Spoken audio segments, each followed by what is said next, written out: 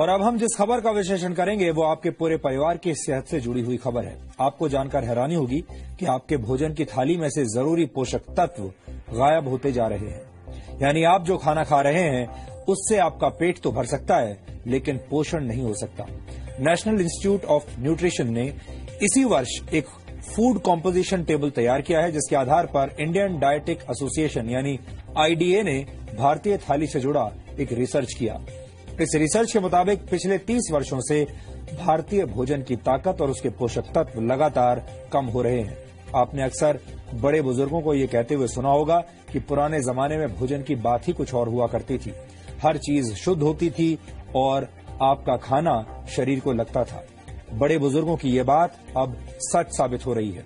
IDA का research इस बात को भी साबित करता है कि 30 वर्ष पहले खाने में शुद्धता की गारंटी आज के मुकाबले कहीं ज्यादा थी। आईडीए के मुताबिक गेहूं में 9% कार्बोहाइड्रेट कम हो चुका है। इसके अलावा बाजरे में 8.5% कार्बोहाइड्रेट कम पाया गया है। पिछले 30 वर्षों में मूंग की दाल में आयरन कंटेंट 6.12% कम हो गया है, जबकि मसूर की दाल में प्रोटीन 10% कम पाया गया। प्रोटीन हमारे शरीर के लिए बहुत जरूरी पोषक तत्व है और इसकी कमी से कई तरह की बीमारियां होती हैं। आटे और दाल के बाद सबसे ज्यादा इस्तेमाल होने वाली सब्जियों को भी चेक कर लीजिए। नए जमाने के आलू में विटामिन बी, मैग्नीशियम और जिंक की मात्रा पहले से कम पाई गई है। टमाटर में विटामिन बी, आयरन और जिंक की मात्रा में 66 से 73% तक की कमी देखी गई। फलों की बात करें तो सेब में आयरन कंटेंट पहले के मुकाबले 60% कम हो चुका है। यानी लो हीमोग्लोबिन और एनीमिया से पीड़ित लोगों को सिर्फ सेब के भरोसे अब नहीं रहना चाहिए। इस आंकड़े को देखने के बाद कई पुरानी कहावतों से आपका भरोसा उठ सकता है। अक्सर कहा जाता है an apple a day keeps the doctor away, यानी एक सेब हर रोज खाने से आप स्वस्थ रहते हैं और डॉक्टर से दूर रहते हैं। लेकिन इस दौर में ये कहावत भरोसा करने लायक नहीं रही, क्योंकि सेब के अंदर पोषक तत्व अब कम हो चुके हैं। आईडीए ने इस रिसर्च को तैयार करने में नेशनल इंस्टीट्यूट ऑफ न्यूट्रिशन के फूड कॉम्पोजिशन टेबल का इस्तेमाल किया है। एनआईएन ने 528 तरह के खाद्य पदार्थों में मौजूद 151 पोषक तत्वों की जांच की है। इस इंस्टीट्यूट ने 30 साल पहले भी एक फूड कॉम्पोजिशन टेबल तैयार किया था और उस समय के खाद्य पदार्थों में न्यूट्रिशनल वैल्यू आज की तुलना में काफी ज्यादा थी।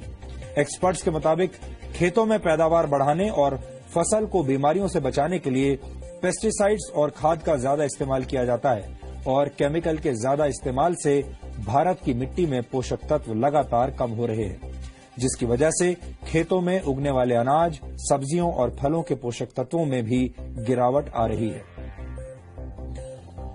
भारत की मिट्टी में जिंक की मात्रा 43% कम हो गई है। इसी तरह बोरॉन 18.3%, आयरन 12.1%, मैग्नीशियम 5.6% और कॉपर 5.4% कम हो गया है। जाहिर है, जब फसल को पैदा करने वाले खेतों में ही पोषक तत्व कम होंगे तो खाने पीने की चीजों में न्यूट्रिशनल वैल्यू भी कम मिलेगी। इस रिसर्च के मुताबिक ऐसे अनाज, फल और सब्जियां खाने की वजह से आपकी सेहत पर अब फर्क पड़ रहा है, असर पड़ रहा है। आपका शरीर कमजोर बुनियाद वाली उस इमारत की तरह है जिसमें हमेशा रोगों की आशंका बनी रहती है। भारत एक उभरती हुई आर्थिक शक्ति है। भारत दुनिया का सबसे युवा देश है।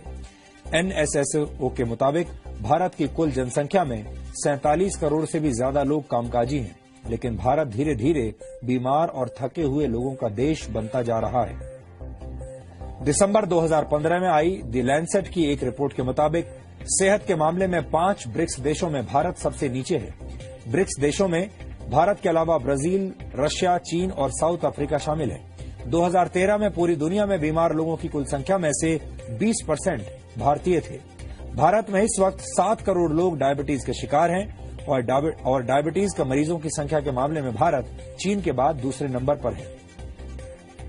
वर्ल्ड कांग्रेस ऑफ कार्डियोलॉजी के मुताबिक सन 2020 तक भारत में होने वाली 40% मौतें दिल से संबंधित बीमारियों की वजह से होंगी। भारत में हर 10 में से एक व्यक्ति किडनी की बीमारी से पीड़ित है और ज्यादातर लोगों को इसका पता तब चलता है जब उनकी किडनी 60% तक बेकार हो चुकी होती है। ये सारी बातें सुनकर आप चिंतित जरूर हो रहे होंगे। आप सोच रहे होंगे कि एक तरफ भारत के लोग बीमार हो रहे हैं और दूसरी तरफ हमारे भोजन के अंदर मौजूद पोषक तत्व भी कम हो रहे हैं। ये एक तरह से दोहरी मार है। लेकिन इस विषय पर हमारा आज का वीडियो विश्लेषण देखने के बाद आपको थोड़ा लाभ जरूर मिलेगा और आप ये समझ जाएंगे कि मौजूदा दौर में शरीर में पोषक तत्वों की कमी को कैसे पूरा किया जा सकता है।